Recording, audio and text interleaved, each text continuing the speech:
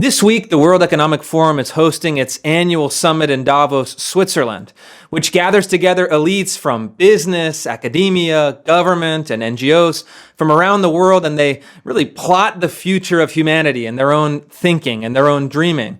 And this, of course, is led by a kind of cartoonish personality, a former professor named Klaus Schwab, who founded the WEF and has guided the WEF. He's published a number of books outlining his ideology, with the Great Reset being the latest, how elite global managers can lead the transition from COVID into this kind of world of living in pods and eating in bugs. But I think I'd like to sound a note of skepticism and suggest that actually this enormous investment from conservatives in the WEF narrative is really deeply misguided. It misdiagnoses the problem and therefore prevents us from taking actual concrete action. I think the first question is, well, why do people believe that Klaus Schwab is the evil mastermind behind the globalist agenda? The answer, I think, is that because people have deep and really meaningful anxieties about the changing in the global world since the end of World War II, following along with the changing of the international monetary system, and of course, culminating in NAFTA and then the WTO conflict in 1999 and the year 2000. This has caused enormous changes, especially in places like Youngstown, Ohio, where I spent a number of years on a documentary for PBS. I saw actually what it did to disrupt the culture, disrupt the social system, disrupt people's lives at a really fundamental level. And of course, they feel anxiety about this. This is understandable. There are real questions and criticisms of this order. But instead of dealing with those hard problems, there is an impulse, maybe even a natural impulse, to try to pin those anxieties on one concrete symbol. So I am feeling this way. It's very difficult to comprehend all of these changes that influence you, but over which you have very little control. But you can say, well, it's really Klaus Schwab, the man who sometimes wears this bizarre spacesuit, who speaks in this very Austin Powers-esque German accent, and says things or publishes things that are really, truly outrageous and idiotic ideas. You will own nothing and you will be happy. So, of course, he's an easy symbol to pin it on.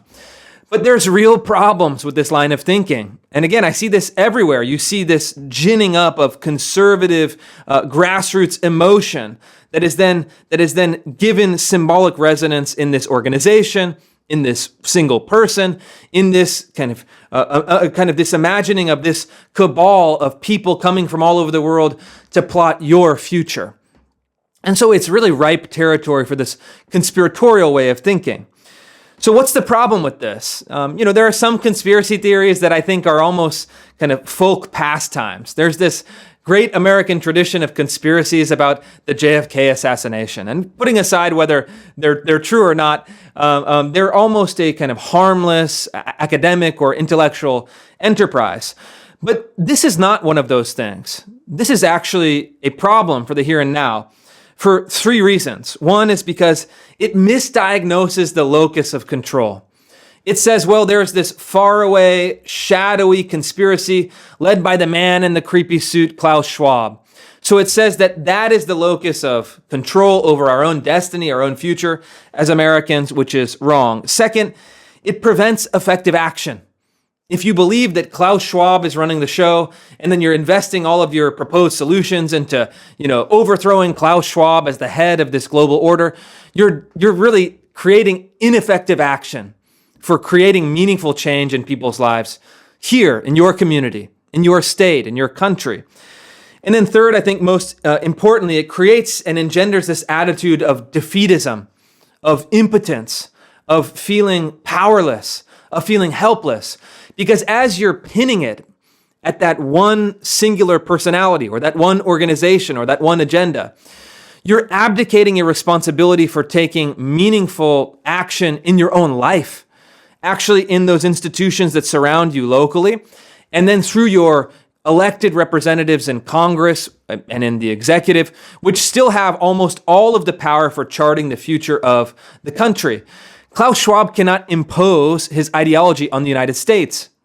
Klaus Schwab can only promote an ideology that is then deliberated by Congress, that can either be accepted or rejected by the House, the Senate, and the President of the United States. And so if you believe that Klaus Schwab is running the show, you are creating an attitude of implicit defeatism, cynicism, powerlessness. And I was thinking about this, and I really think that what it signifies, at its heart, the real ugly psychological problem undergirding the conspiracy theory approach, is that it betrays an inferiority complex. It betrays a lack of a feeling of mastery over our own lives, over our own destiny as a country. And it says, no, there is a group of people assembling at a wine bar on the ski slopes of Davos that are charting my future for me. And maybe they're laughing at me, they're mocking me, they're contemplating my demise. I am merely a pawn in this larger scheme of these forces, which we can identify only abstractly, only symbolically, but we're convinced that they have our destiny in their hands.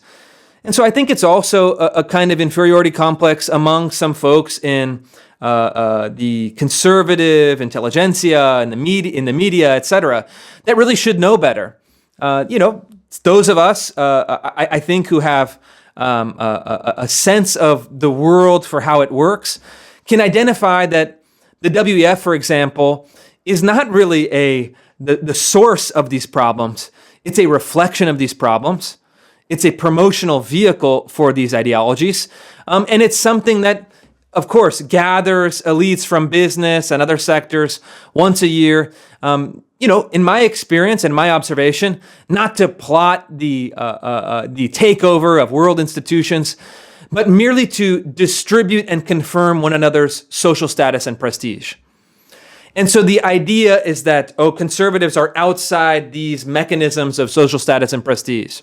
We're outside the New York Times op-ed page. We're outside the kind of cocktail parties of Davos. We're outside the prestigious awards like the Guggenheim Awards or the Genius Grants. Is in essence abdicating our own sense of meaning, abdicating our own responsibility of stewardship over institutions that matter, and then betraying an inferiority feeling, ceding these and really confirming their own kind of self-designated status. And if you think about World Economic Forum, the best description of it, in my view, is to say it was someone who used it as a promotional vehicle. I like to say that the WEF is not a conspiracy, it's a PR campaign.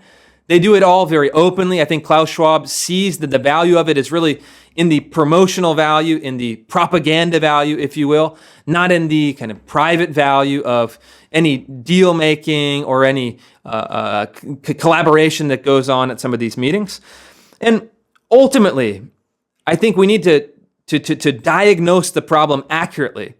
We need to actually have a good theory of what's happening on these deeper issues in order to be able to take effective action. And so my own theory of the case, my own theory of how power works in these elite institutions that are, of course, transnational. These are people whom I met in my time, for example, at the Georgetown School of Foreign Service. You have the best and the brightest from all over the world.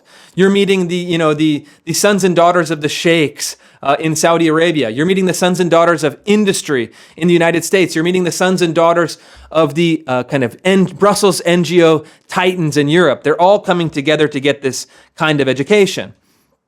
But the real truth of the matter, in my view, is that these are at heart American ideas that are promoted by American NGOs, American asset managers like BlackRock, State Street, Vanguard, and that are ultimately adopted by predominantly left-wing American policymakers. Then they're laundered through this institution of mutual kind of prestige giving at Davos or the WEF, translated into a kind of bland European internationalism by someone like Klaus Schwab, and then fed back into the American system. So they're legitimizing or promoting these ideas through the WEF, but the key 2 points, the origination of these ideas, and then the adoption of these ideas. They're promoting them to policymakers because they know ultimately in our constitutional system, these ideas have to be either accepted or rejected by Congress. and signed into law or vetoed out of the law by American presidents. They know that that is the influence game. But rather than focus on the middleman, rather than focus on the symbol, rather than focus at the far away, I'd encourage all of us on the conservative side. While, of course, criticism of ideas is important, criticism of the ideology is essential, but we should focus on diagnosing the correct cause, the original cause, the proliferation of the American kind of NGO complex that spans the bureaucracies in corporations, in governing institutions, in nonprofits and philanthropy, and of course in academia and media. Focus on really disrupting and rebutting and dismantling those institutions to the best we can that originate these ideas and ideologies, and then focusing on the ultimate ends or the ultimate conclusion, the place where the actual rubber meets the road power decisions are made. And this is political. Again, the WEF, Klaus Schwab, even the CEOs of our great asset managers and corporations cannot impose their ideology. And in fact, working through our legislators, working through our democratic process, we can eliminate the power of these ideas within our institutions through better legislation. For example, ESG. Congress could, if it had the will, right now, dismantle and disrupt and destroy ESG ideology in America's companies. That is within our power. And by abdicating the responsibility and offloading our anxieties onto a figure like Klaus Schwab, we're doing damage to our own cause. We're doing damage to our own psyches, our own subjective feeling of agency or power. And we're doing damage to the country by not taking the action that will truly be meaningful. And so I tweeted this. Of course, this is kind of controversial. I tweeted this earlier this week, and I had at least some confirmation. Elon Musk confirmed in his response to my tweet that this was a quite sensible position, although he remarked, and I think quite right, that the WEF is such a ridiculous organization. The ideas are so absurd. We should absolutely make fun of these folks.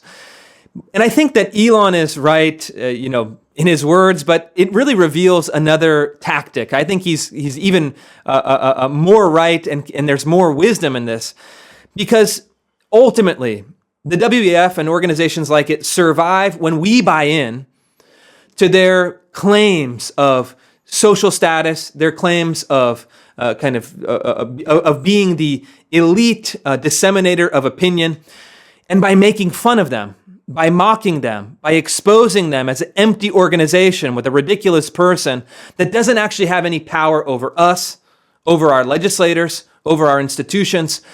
We can destroy that illusion, and we can go from an idea of inferiority to an idea of real superiority, not on the basis that they establish, but on the basis that we establish.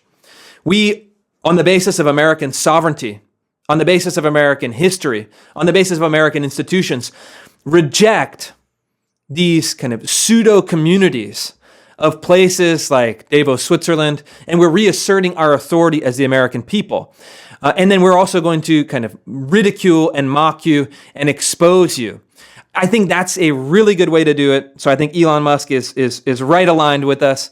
And ultimately, the solution to conspiracy theories is to align your theory with reality, so then you can act in the world in a way that matters, in a way that actually achieves your goals. It doesn't just fritter away your energy into a defeatist and maybe escapist psychological pattern.